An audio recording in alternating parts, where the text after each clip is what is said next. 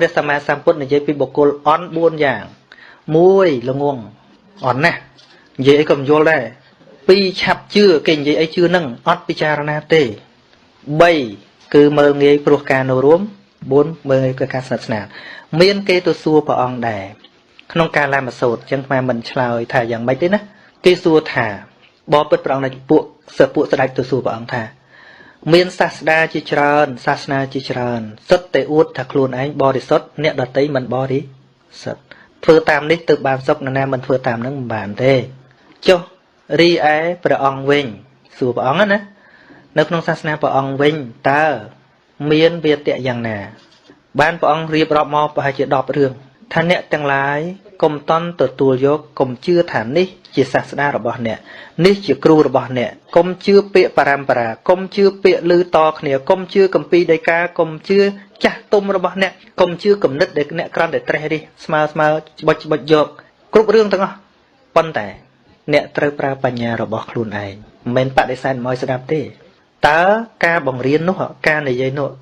នាំមកនៅប្រយោជន៍ដល់ខ្លួនឯងនិងអ្នកដទៃប្រយោជន៍សុខដល់ខ្លួនឯងនិងអ្នកដទៃសមហេតុផលឬអត់អញ្ចឹងអ្នកកុំយកផ្លាកសាសនាមកធ្វើឲ្យទៅ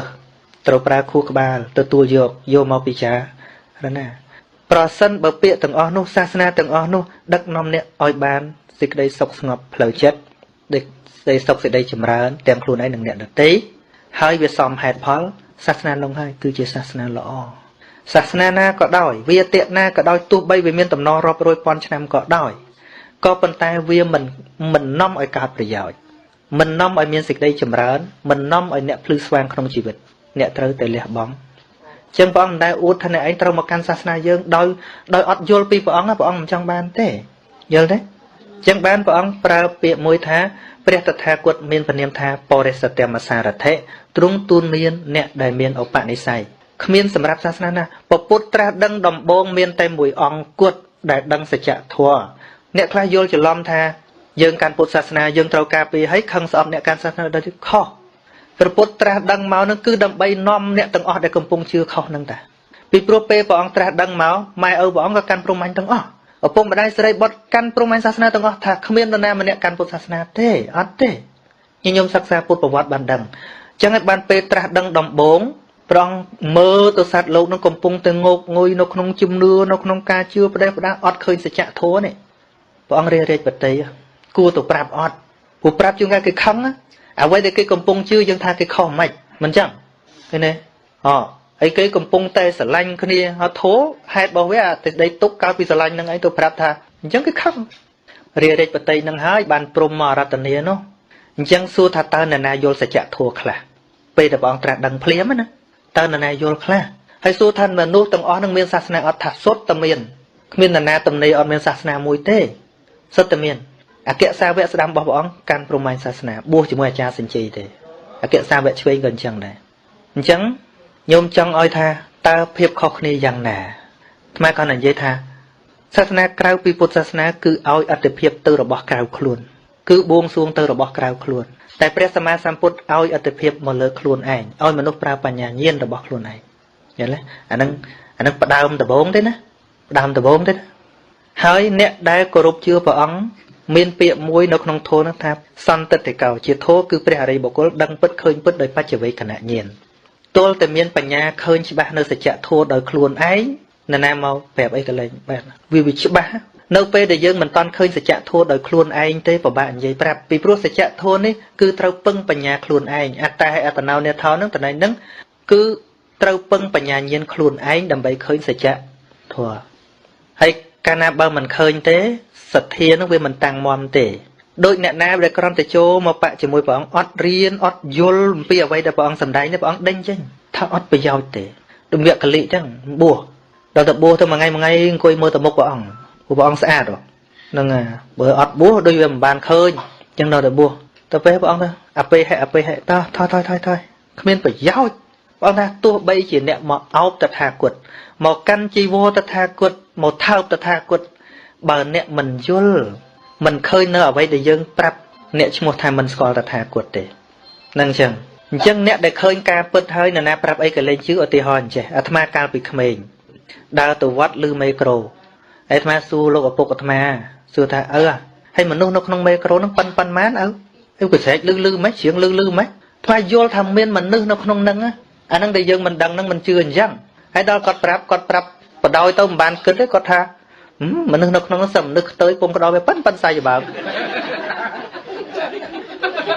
ហើយថ្មជឿថាអូមានមនុស្សមែនហ្នឹងដូចសាសនាដ៏ច្រើនដែលថាមានព្រះមកហ្នឹងសួរថាយើងដែលឃើញអត់ហ្នឹងហើយគេប្រាប់ទៅក៏ជឿទៅដូចថ្មជឿថាក្នុងមេក្រូមានមនុស្សចឹងដល់តែថ្មធំបន្តិចរហូតមានមញ៉េដោះលឹងខ្ទេចខ្ទីរួមមនុស្ស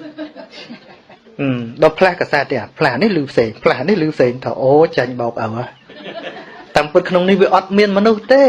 គ្រាន់តែជាសំឡេងទេតើយ៉ាងណាមិញហេតុអីបានជាការត្រាស់ដឹងនៅក្នុងធម៌របស់ព្រះអង្គនឹងអាចឈប់មានជំនឿផ្ដេសផ្ដាសក្រៅពីកម្មផលបានមកពីបញ្ញានឹងបាញ់ទម្លុះនៅសច្ចធម៌ដែលមានក្នុងចិត្តនេះគឺឃើញភាពមិនទៀងនៅក្នុងចិត្តនេះគ្រប់របស់ទាំងអស់វាអត់មានជាដុំកំភួនអីទេអញ្ចឹងបានសច្ចៈមានពីរមួយហៅថាសមតិសច្ចៈមួយទៀតហៅថាបរមត្តសច្ចៈអង់គ្លេសហៅថា ultimate reality បរមត្តសច្ចៈហ្នឹងគឺសច្ចៈពិតដល់ធាតុមួយឧទាហរណ៍យើងមិនឆ្ងល់នៅពេលដែលយើងយកទៅកែវអញ្ចឹងកែវនេះគេធ្វើពីអីដឹង plastic នេះមិនកញ្ចក់ glass កញ្ចក់ហ្នឹងប៉ុន្តែនេះធ្វើពី plastic មែនទេ plastic អានេះក៏ plastic ដែរប៉ុន្តែនៅពេលដែលគេធ្វើរបស់ផ្សេងគ្នាមានឈ្មោះផ្សេងគ្នាដាក់ឈ្មោះនេះហៅថា bottle អានេះហៅថាអី teapot ប៉ុន្តែ teapot មិនអញ្ចឹងទេណា plastic cup អីចឹងទៅធ្វើរូបច្រើនយ៉ាងគឺគេឲ្យឈ្មោះប៉ុន្តែវត្ថុធាតុរបស់វាមានតែមួយឬយកដីឥដ្ឋយកមកធ្វើរបស់អ្វីមួយចឹងធ្វើជាគោធ្វើជាឆ្នាំងធ្វើជានេះធ្វើជានោះក៏ប៉ុន្តែសច្ចភាពនៅពេលដែលវាបែករលាយទៅគឺមានតែដីដដែលវាគ្មានស្អីទាំងអស់ហើយរបស់ទាំងអស់សុទ្ធតែមិនជាប់គ្នាព្រះអង្គសម្ដែងពីបរមត្ថធម៌ចឹងបានអ្នកវិទ្យាសាស្ត្រឥឡូវនេះអ្នកដែលចេញពីសាសនាដើមនៅអង់គ្លេស 50% ឈប់កាន់សាសនាដើមដែលគេធ្លាប់ជឿអ្វីនៅក្រៅខ្លួន 50% នៃប្រជាជនអង់គ្លេសឈប់កាន់សាសនាហើយ 50% ដែលឈប់ជឿនឹងមួយចំណែកគេនៅ free ខ្លួនគេនឹងអត់ជឿសាសនាណាទាំងអស់ប៉ុន្តែបើបែររកបដិបត្តិវិញគឺមកកាន់ពុទ្ធសាសនាហើយអ្នកមកនោះសិតតែអ្នកចេះវិទ្យាសាស្ត្រភាគច្រើនដោយសារអី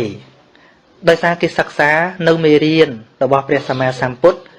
ស្វែងបិទតែគេចាប់ចិត្តអត់បានក៏ប៉ុន្តែគេផ្ទៀងផ្ទាត់ជាមួយរូបដែលព្រះអង្គសម្ដែងរូបដែលសម្ដែងយើងស្គាល់រូបបានប្រមាណរូបតាមពិតនៅក្នុងខ្លួនយើងម្នាក់មាន27សរុបមាន28ប្រភេទរូបធំហៅថាអោឡារិកៈរូបមាន12រូបតូចមាន16រូបមានសភាវៈនិងអត់សភាវៈចំពោះសភាវៈរូបទាំងអស់សុទ្ធតែមានហៅថាបរិច្ឆេទរូបដែលខណ្ឌកាត់នៅកលាបៈមួយដល់តែវិទ្យាសាស្ត្រមានអតិសុខមទស្សឆ្លោះមើលសាច់មនុស្សដោយព្រះអង្គសម្ដែងអញ្ចឹងទើបគេឆ្ងល់ថាកាលនោះព្រះអង្គអត់ទាំងមានវ៉ែនតាមួយប៉ុណ្ណឹងតើបានអីទៅឆ្លោះឃើញថានៅក្នុងរាងកាយមនុស្សនឹងវាមានត្រឹមតែគេកលាបៈមួយវិទ្យាសាស្ត្រឃើញត្រឹមកលាបៈតែមិនតាន់អាចបំបែកកលាបៈនឹងបានទៀតព្រះសម្មាសម្ពុទ្ធឃើញទៅដល់ក្នុងកលាបៈនឹងមានរូប8ទៀតគឺអវិនិភោគរូប8មហាភូតរូប4ឧបាទេយរូប4ដូច្នេះហើយទៅក្រមវិទ្យាសាស្ត្រក្រមទស្សនវិទូនៅអង់គ្លេសមានប្រតិភូគេទៅស្រាវជ្រាវនៅឥណ្ឌាប៉ុន្តែមុនគេមកបដិបត្តិពីព្រោះកាន់តែប្រកួតប្រជែងមានបញ្ហាខួរក្បាលដល់តែគេបដិបត្តិតាមធម៌ព្រះអង្គទៅចិត្តនឹងក៏ស្ងប់ខួរក្បាលដែលពេទ្យថាមើលមិនជាក៏អាចជាវា release អស់ទៅផ្លូវចិត្តហ្នឹងទៅឲ្យពេទ្យព្យាបាលទៀតក៏បាត់ជំងឺហ្នឹងដូចគោអិនកាក៏អញ្ចឹងដែរពេទ្យអត់ព្យាបាលទេដែលគ្រូវិបស្សនាលើភពលោកដែលគាត់ទើបតែស្លាប់នេះពេទ្យស្រុកណាក៏មើលមិនជាដែរបញ្ហាខួរក្បាលរបស់គាត់ប៉ុន្តែនៅពេលដែលគាត់អប់រំផ្លូវចិត្តរបស់គាត់តាមវាគេរបស់ព្រះសម្មាសម្ពុទ្ធគាត់ជាមានអាយុវែងរហូតដល់ចាស់ឲ្យពេទ្យពិនិត្យមើលអត់មាននៅសល់រោគអីទេអញ្ចឹងបានអ្នកវិទ្យាសាស្ត្រគេនាំប្រតិភូទៅស្រាវជ្រាវនៅវត្ថុបុរាណសម័យរាប់ពាន់ឆ្នាំមុន